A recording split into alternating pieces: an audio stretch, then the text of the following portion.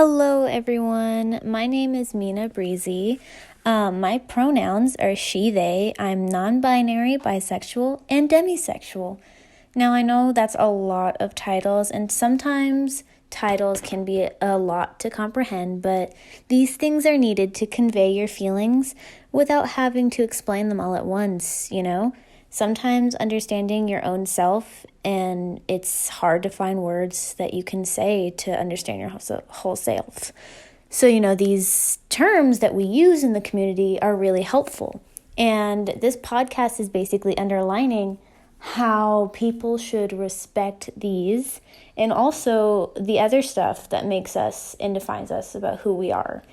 It's just a whole thing about respect is what we're going for on this podcast. And I just want to say that no matter what you identify as, it's okay. As long as you're not doing something to harm other people, like if someone makes a comment about how a pedophile is just someone sexually identifying themselves, that is not true. It needs to be something that's not harming people. And being a pedophile is obviously harming people. But this podcast is basically going to be about how to understand people's sexuality and how to respect it, and how prejudice in this community is something that everyone overlooks, whether it's prejudice against being bisexual, being asexual, or being something else, or being blatantly racist. This happens in our community and no one talks about it, and I'm going to talk about it. So our first topic is going to be on biphobia and the gender spectrum, prejudice. I and many others have experienced this in the LGBTQ community, and it's not very public, and it's not something that everyone sees because they choose not to see it. But it's been going on longer than we think, and I want people to know about it. I want people that I'm going to be interviewing to share their story, and I want our listeners to listen, to really fully understand what's going on, I'm going to be introducing my first interviewee. They are very important to me. They helped me so much with my development and my discovery of my own sexuality, helped me figure out a bunch of stuff. They're my cousin and basically a big sibling of mine. Oliver, would you like to say your pronouns? Hi, my name is Oliver. I use he, they pronouns. I guess in the grand scheme of things, I am a queer, asexual, transmasculine, non-binary individual. Love that. Love that. Love the long title. The long titles is important. We need to make sure that everyone knows where we are and stuff. It's so perfect. So this interview is going to be just about the prejudice that people in the LGBT community have put on you, like people who are also in the community. I'm going to ask you a few questions for it, but give an overall explanation on how you view that prejudice. So prejudice within the LGBTQ plus community is pretty, at the end of the day, I would genuinely call it weird, because being outside from the objective standpoint, you would think being in the same minority, everything would be la-di-da, like daisies and roses, and then being in the community, you would think, these are people who also understand prejudice with me, and then you get there, and it's just weird, because there's so many layers within a single form of prejudice in the community that I genuinely don't know how to describe it besides weird. Yeah, I totally agree. It's like you're not expecting it, so you kind of just roll with the punches, even though you should say, hey, I'm not comfortable with you telling me this or something. Yeah, there's also, even within individual communities, there's argument over how to express that, sort of thing. So, within just, the, gay men community, they have arguments over how to express being gay. There's, issues within every community within themselves and then against each other, and that's really weird to deal with, especially being someone who's involved in multiple of those communities. It's a big weird mess. It really is. Okay, I'm going to start with my first question. I have a series of questions. Beautiful. So my first question is, when you first came out as your preferred titles, how did the people around you react, and what were your thoughts about them reacting that way, who were especially the people that were already in the community? Okay, so I have, for preface, I've always known that I was at least queer. I didn't have a word for it when I was younger. I just kind of always thought, oh, everybody is cute, and I would like to kiss anybody, and it doesn't matter. Yeah. I think my first thought of that was this girl. I wanted to kiss her while we were watching The Golden Compass in, like, second grade. Ah! Like, Love oh, that. cute. But, like, I had no, like, idea about, like, oh, like, certain kinds of people don't normally kiss other certain kinds of people, which is not true, but, like, societal wise. Mm-hmm. I first came out in high school to my parents originally as bi, because I didn't understand that you could have, like, romantic affiliations and be asexual. I didn't know what ace was yet. Mm-hmm. But I first came out as bi to my parents, like, my freshman year, and then my sophomore year of high school, I came out as a trans man, which I am transmasculine, but at the time I thought I was just, like, a guy. And I came out to my friends before my parents, obviously, because you need your support group in case things go wrong. Exactly. And it went in many directions. My friends were, like, supportive and really cool, and they made sure to, like, switch their pronouns as quickly as they could, like, conversationally when regarding me. Yeah. But at the same time, there was rumor that, like, some of them didn't take me seriously about it. Like, I was just doing it for attention. So, weird little... Don't know how to feel about that. It's okay, I'm not friends with any of these people, so it doesn't matter anymore. But when I came out to my parents, I came out to my mom, and she was pretty supportive, but it was like she was constantly forgetful of things, and I think because I wasn't so in her face about it, like she expects people in the community to be about any identity of theirs, she didn't take me seriously either. She still really doesn't. She still fucks up a lot, even though my pronouns have been the same since high school. Yeah. I've also came out to her with my name change about like a month or two ago, and she can't even pick that up. But my brother does really well, and he's 10. Yeah. You know. Yeah, for sure. My dad I came out to just before I left for college, and he's not taking it well at all. He laughs when he messes up, and he's like, oh, sorry. And it's like, no, don't laugh. Just admit that you're a jerk, you know? You don't gotta pretend. It's not a laughing matter. It's something to take seriously, you know? Yeah. For absolutely. Sure. But recently, like, the friends that I do have, usually when I meet them, they already know because we meet on the basis that we're all part of this community. Yeah. Mostly because a lot of the friends I meet now are online, because it's the only place to find decent people when you live in a backwards-ass area like we do. Yeah, it really is. And I've definitely had my fair amount of people who also identified as similar things as me, but when I explain, like, that I'm demisexual, all the time it's like, oh, you're just normal. And I'm like, no, babe, no, it does not work that way. No, it's very different. Yeah. And I'm sorry, that happened to you. Damn, that sucks. I know. I'll beat them up. It's okay. Thanks, babe. I'll go beat them up, babe. It's okay. Yeah, you got it. You know, it's just the ace phobia in the LGBTQ community. It's very strong. Phobia. Yeah. Yeah, it's weird because, like, when you're queer in ace, people don't get it, and then they don't. The weird thing with me is when a lot of straight people identify as ace, and they're like, "Oh, I'm part of the community," and there's, like, weird complications there. Yeah, where it's like, does that make you queer just to lack asexuality? Like, to lack sexuality? Does that make you queer, or are you just, like, straight light? You know, there's all kinds of, like, there's just so many layers, and there's so many different things to talk about, and everybody's constantly fighting about it. It's so true. It's so true. Okay, well, moving on to my second question. How did the negative effects of people telling you what you should or shouldn't be affect your lifestyle and overall your titles? That's easy. So when I came out in high school, school and realized nobody was taking me seriously, it really put a dent in things, especially my parents, because then I went to college and I tried to force myself back into the closet and to be feminine. Yeah.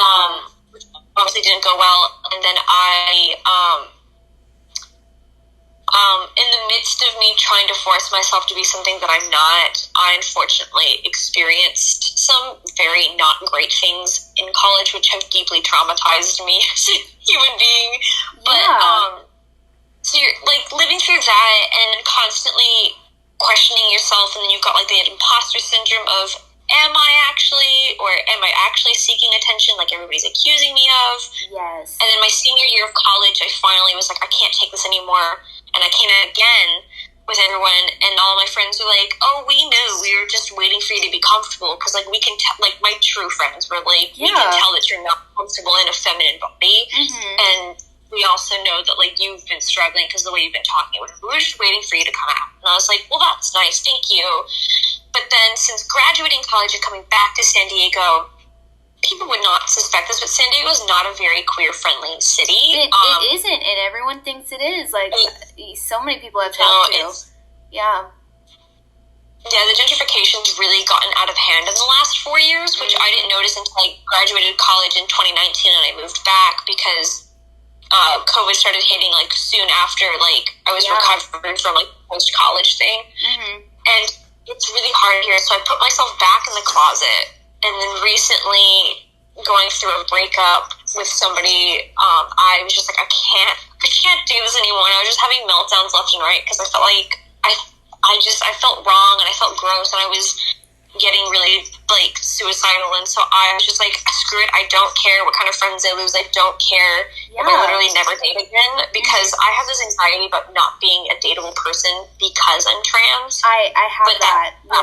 Yeah, it's such a real thing. Feeling like nobody wants you, because, like, you've now got, like, a mixed body. Yeah.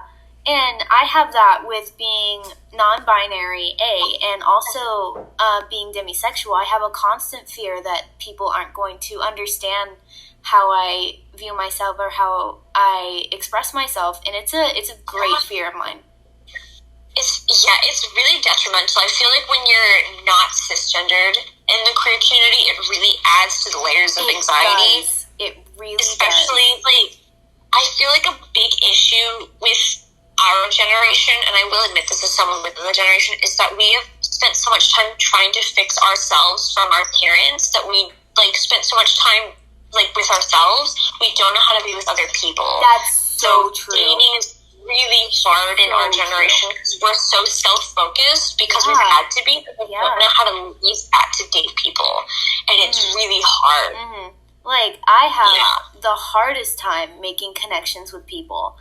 And, you know, moving to a different state has really shown that. Because I obviously have friends, and everyone tells me how I'm such a good people person. But literally, I could look at someone and I do not view them as another human sometimes. I just see them as something walking around that I can study. Yeah, you're just like, oh yeah, that's just a thing that exists. It's not, that is a human being, and there's no romanticism in that. It's just, that's a thing that exists, and you just move on with your day, and you're just in this bubble. Exactly, and being demisexual, that goes even further. Like, I remember back before I came out as demisexual, I would just force myself into these situations, and, you know, that obviously got me in some pretty trauma-filled situations later. But, like, me trying to force myself to be normal is something that I talk about a lot now, and, like, whenever I have the chance to spread it, because I know other people are probably out there experiencing the same thing, like, trying to just force themselves into these relationships, force themselves into these situations that they are not ready for, and they're not comfortable with, you know? And I definitely have felt that for a long time, and now that I'm out, I feel like I can breathe almost. It's so nice, but, like, it's such a weird thing, because it's like, I can breathe because I'm finally being myself, but it's also scary because now you know where, like, the bar is at, and you're realizing how far people are willing to go to bring a shovel to how low the bar is. Yes, yeah, it really is, you know. When I was dating in college, the guy I was seeing in college was also, he was pansexual. And so we talked a lot about being in the queer community, especially him being Asian in the queer community, and me being trans in the queer community, and like just the differences and like our experiences and stuff. And I remember it being so weird dating him, because as I'm not a sex repulsed asexual, I'm quite open to it. It's just very hard for me to get into that because I feel very safe and comfortable. And so having, not that I stated this earlier in my thing, but I am 24 years old. Yeah. Just for purpose of the interview. Yeah, of course. But, like, dating is weird because it's like, in my head, I know that I would, like, with somebody that I am comfortable with, would enjoy, like, sex and things like that. But, when, like, in the physical act around people who don't understand how in and out of sex ace people can be, especially because we disassociate really hard. It's so true. It's so true. It makes them frustrated. And so my college partner used to get mad that, like, halfway through I'd be like, okay, I'm done. Like, I can't do more than that. And it's like, I just couldn't. And people don't get that. And so it just makes you really want to date even less. Exactly. And then you're just lonely. Yeah. It's hard. It really is so hard, and you'd think people in the community would understand, you know, I get it, you know, you're just finding yourself, but, you know, they even... So pushy. And then you've also got people that are like people, it's so weird, because I was watching this TikTok the other day, and somebody was talking about how, like, this, like, person who's, like, a lesbian was talking about how they've, like, turned girls gay, and I'm like, you're just as bad as straight men talking about turning lesbians into straight women. Like, you're no different. It's true. And, like, just, like, dude, that is the pot and the kettle right there. It is so true. The audacity to act like the other one is more evil. Like, you're the same person. It's the same thing, different shapes. You are the thing that you villainize. Yeah. And it's like that in anything. Yeah. And it's so hard. And it's scary. And no one talks about it. Like, I think I was talking to someone about how someone I knew was, like, joking about how they were going to have this straight person turn gay for them. And I'm like, that's not really right, you know? I know it's all... Like, that's not funny. It's not funny. Yeah, I told them, like, hey, that's not really funny. That's the same thing as, you know, a guy saying they're going to turn a girl straight. You know, it's the exact same thing. And it was shocking to them. They did not put two and two together. And I'm like, how did you not put two and two together, you know? Shocking. Yeah, like, so recently I've had a friend come to light about, like, having once had, like, a crush on me. I think that's more so when I presented feminine. And we talked about, like, if we ever got together, how would things be? And he identifies as a straight man. And I was like, well, you know, if we did do anything, and somebody asked you, you would have to be, like, comfortable with the fact of admitting that you've had, like, some kind of sexual relationship with a man then, because, like, I'm quite comfortable with people calling me a guy, even though I'm non-binary. I don't mind the male, like, title. Yeah. I was like, you'd have to be comfortable admitting as a straight man that you've had that kind of relationship with a guy. And he was like, wouldn't it be different, though, because of, like, body and genitalia? And I was like, no, that's two different things. Yeah. I was like, and I know that that's not how you intend it, but saying that is a very transphobic form of thought, because you're just equating my, like, biology to something else. Like, it's different so true, because I don't have, and so I was like, well, he, like, didn't know any better, so it was like a learning experience for him, and he was very grateful for the learning experience. But it's like, people think like that. People genuinely think like that and think it's okay, and that just adds to the anxiety of being in the adult queer world. It's a lot. Yeah, and you know, that perfectly, like, shapes us down to my third question. It really did. How did the people react when you called them out for being prejudiced against one thing, but saying that they respect and support all things? You know, it perfectly shaped that. I have a lot of friends, like, when you call them out, just, like, because I try not to start fights with people, so a lot of the friends that I do have that aren't in the queer community, I'm like, let's have a sit down, let's talk about this, let's talk about where the problem and the thing that you said is. Yeah. And so we turn into a nice educational moment. Unfortunately, people outside of my little bubble are not like that. My mom, when you call her out on anything, she unfortunately suffers from narcissism. Oh, yeah. And so she's also a huge gaslighter, which unfortunately is very common, having like shitty parents in the queer community. I wish it wasn't, but yeah, you know, I really wish. Jokingly, something about shitty parents makes the kids gay. But literally.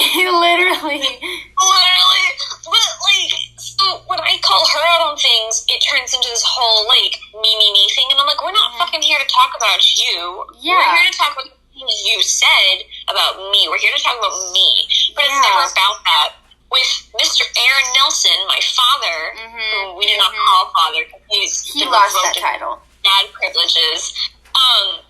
I'm just gonna be fatherless. It's fine. It's fine. I've been doing it my whole life. Literally.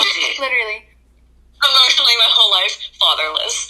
Actually. But like, with him, if you call him out on things, it has to turn into an argument, and then he's very like, I don't change for other people, and I'm like, well, you're gonna have a very sad, lonely life. Yes. If you, like, even in basic things, he sees the way that I interact with my best friend Sophia, and it's very, she's like, if she's like, I don't feel comfortable with this thing, I'm like, cool, we don't talk about the thing, we avoid that thing.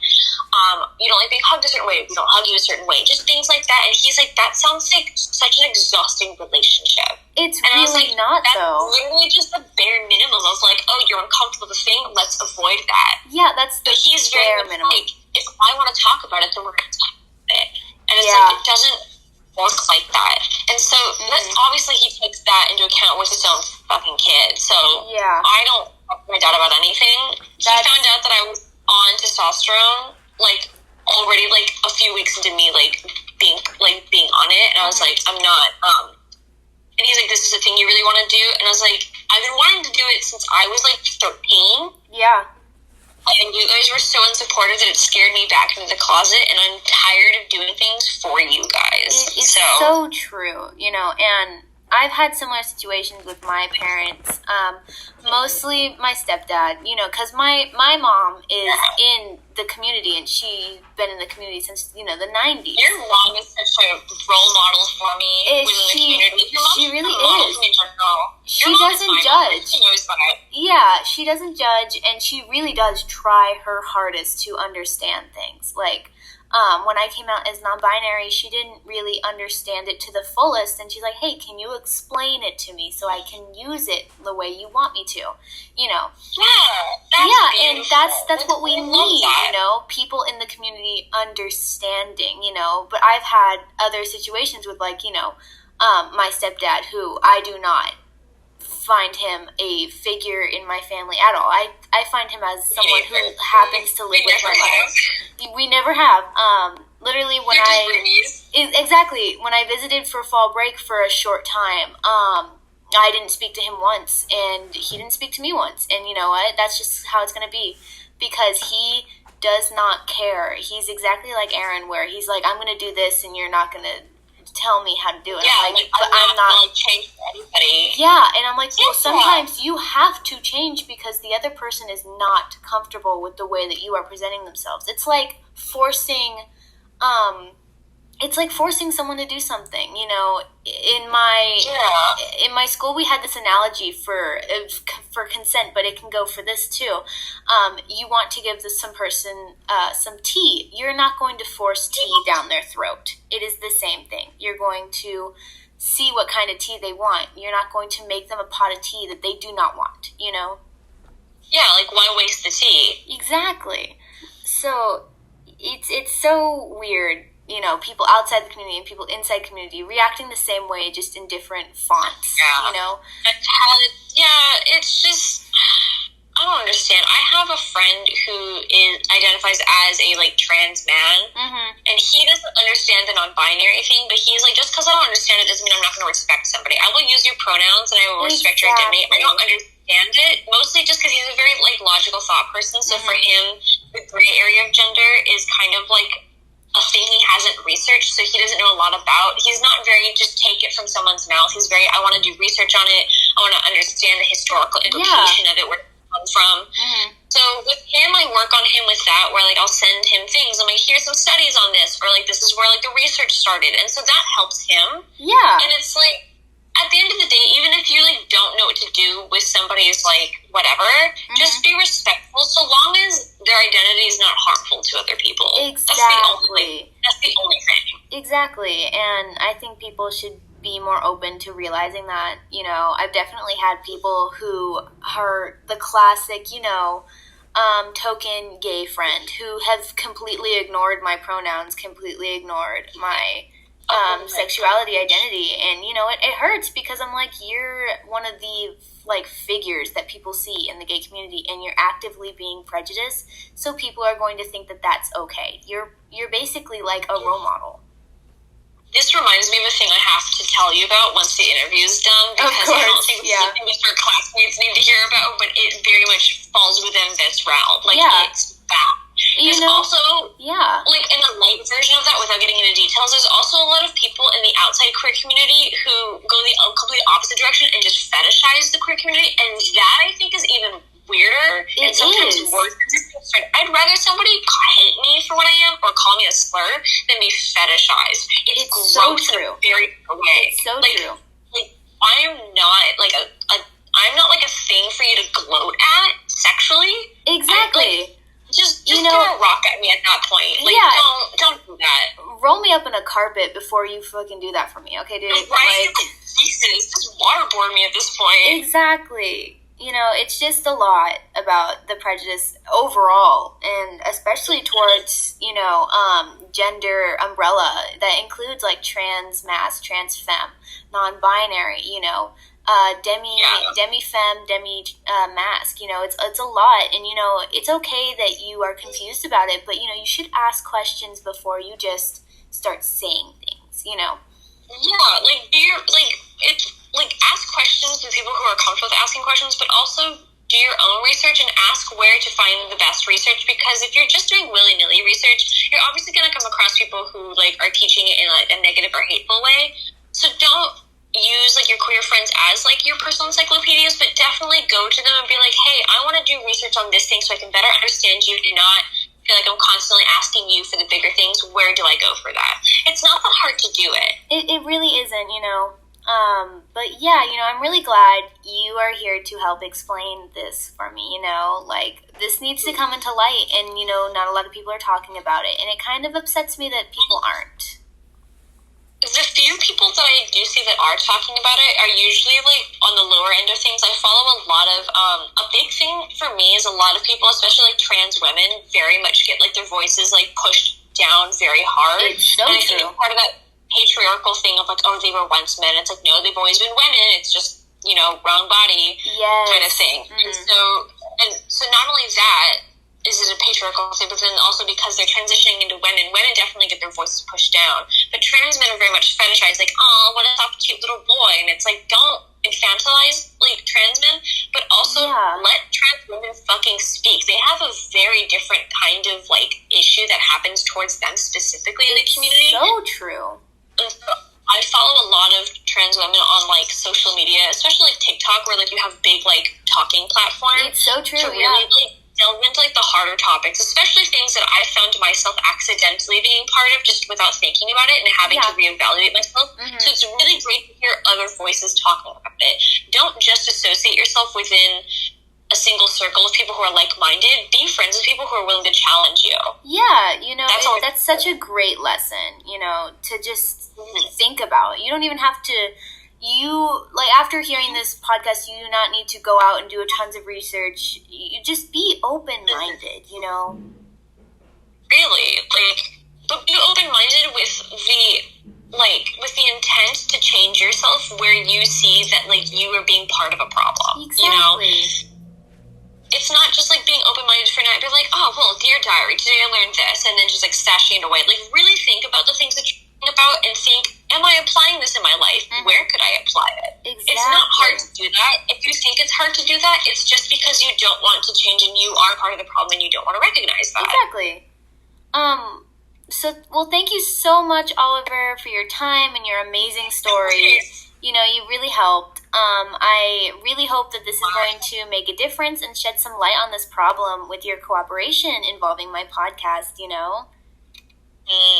Yeah, like, I think that we really did talk about some very important stuff right now. Very much. Absolutely. I really hope that this helps somebody out there, especially, like, I hope it finds people who need the information. I hope it finds people who are looking for a voice to listen to help them in the right direction. Yeah. All right, we're going to take a short break and then get back to our second topic.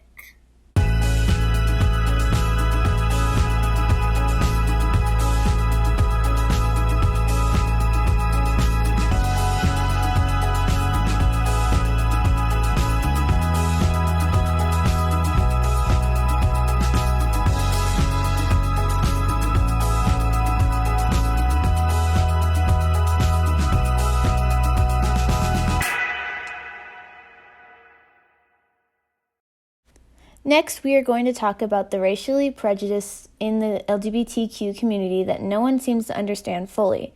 Being a very white-passing person, I cannot put my own input on the situation, so I'd like to welcome two people who have first-hand experience in this situation, unfortunately. May I introduce Kaylin and Cam. Would you guys like to say your pronouns and just what you identify as?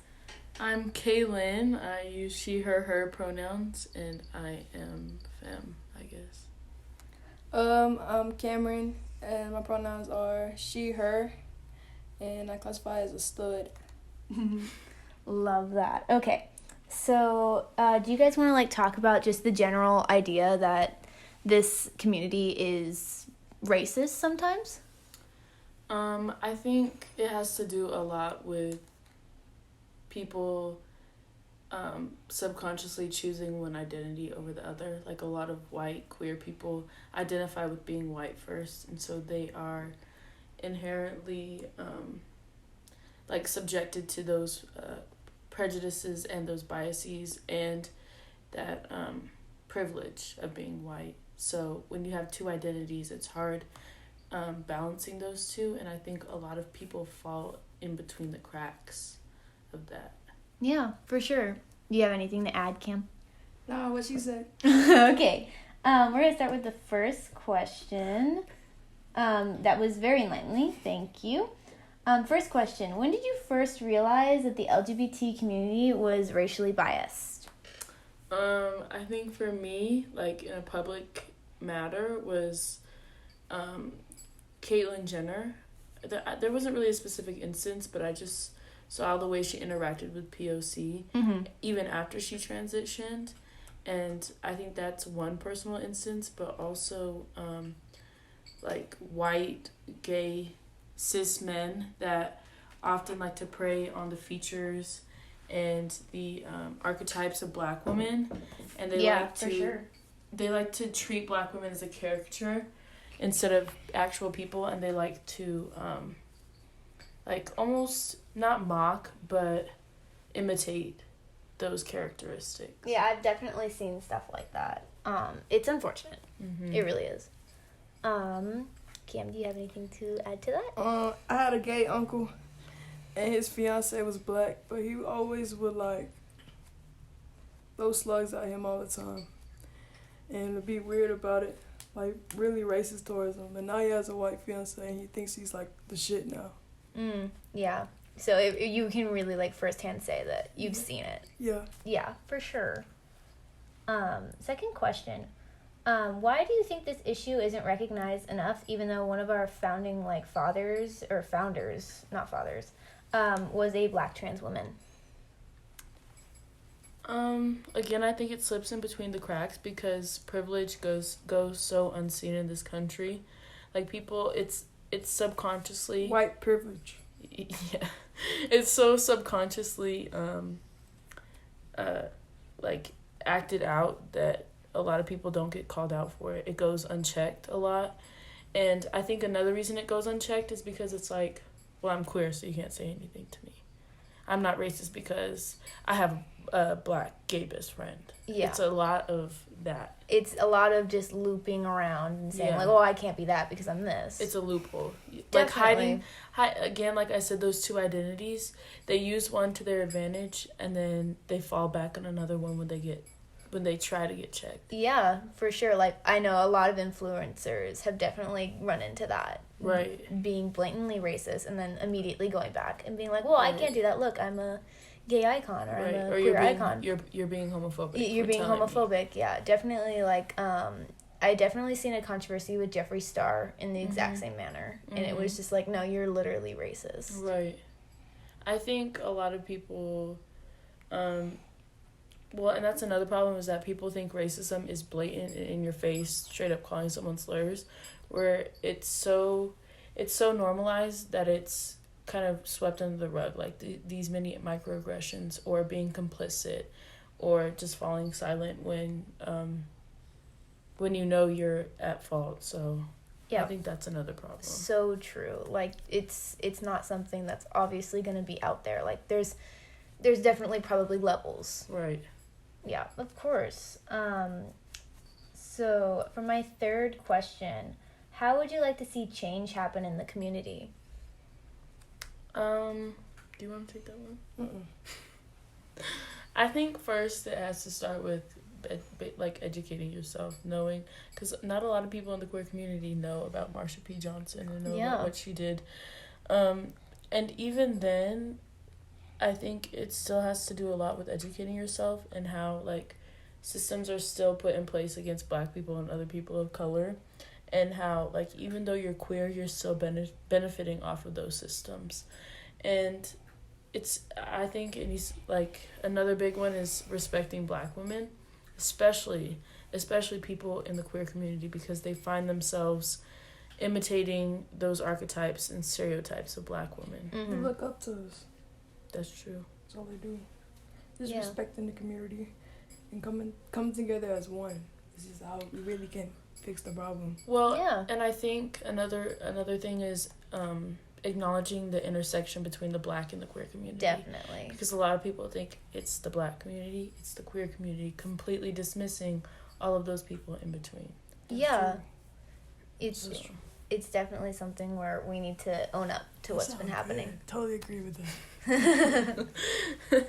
Yeah. Unfortunately, there's just so much stuff that no one knows about. Right. And I feel like people should know about it. And it's definitely like a history lesson we all need to take. Right.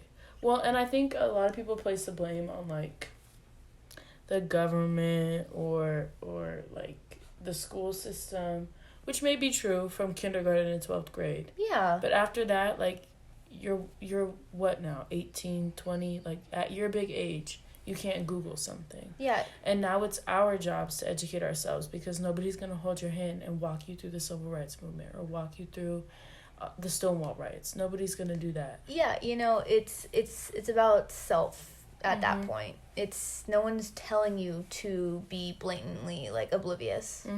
You're willfully oblivious. Yeah, willfully. I think people continue to be oblivious about racism in the community because they choose to ignore it. I don't think it's something that they are unknowingly unaware of. Yeah. They're aware of it, but they choose to be unaware of it, in my opinion. That's true. Yeah, like, I definitely feel that way. Like, I feel like people don't think that our community is racist just because we're a queer community. They just think that we're all one just because we're queer. Yeah. But it has nothing to do with that. They don't see the bigger picture of things. They don't see the inside of the community. They don't see the torment that's happening in.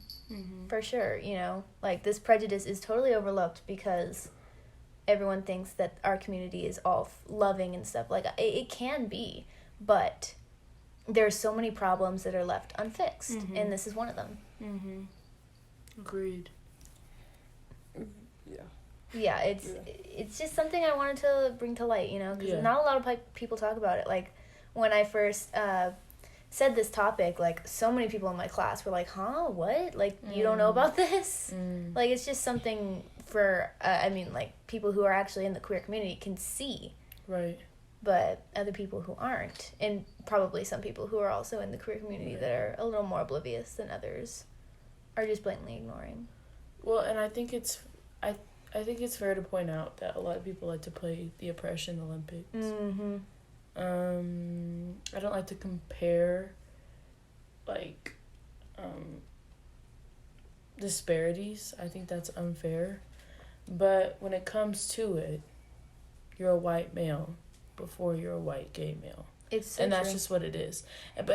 And maybe that's not how you identify, but that's how the systems around you are going to Some people see you. Yeah. So and it's not fair for you to continue to be complicit to that just because you're hiding behind your gayness. Mm-hmm. You have to acknowledge that you are a white person first, above the black people in your community. Yeah, and when you think, like, normally when someone thinks about the LGBT community, what's the first thing they think about? They think about, like, a flamboyant white male who happens to be gay. They don't think about the broader picture. They don't think about Marsha. They don't think about anyone except for that, unfortunately. That's true. And it's not right. That's very true. Yeah. Well, thank you so much for your guys' input. I hope that this can inspire change and better listening to our minority community that's already a minority community. Of course. Thank you for having our input. Of course. And if you wanted to add anything after that, go ahead. Do you want to add anything? That is it. That's all right. it. Thank you guys so much. Thank you. I want to say go gays. Go gays. But, after all of the stuff that we talked about with Oliver and with Cameron and Kaylin, it boils down to people needing to listen, We need to be open about problems that are happening in our communities, not just the LGBT community. There are plenty of other communities who have situations very similar to my situation in my topic. It's a serious thing that we need to think about. And no, I'm not saying that you are blatantly being racist or transphobic or gender spectrum phobic or biphobic. I'm saying that maybe you should look a little closer into the things that you say. You should look a little closer into the things that people are saying around you. And maybe do a little research just to make sure that everything you're doing is okay. And cause attention to this situation. Speak up about it. If you see a member in the LGBT community obviously being phobic to some sort of thing or racist to someone, tell them, hey, you are being prejudiced and you need to knock it off, because that's not what this community is about. This community is about love and respect, and we need to start loving and we need to start respecting everyone we see and everyone we come across. Because if we don't do that, then we are not a community. Because a community is something that no matter what you are, you can be comfortable and safe with each other. You can love each other and respect each other no matter what.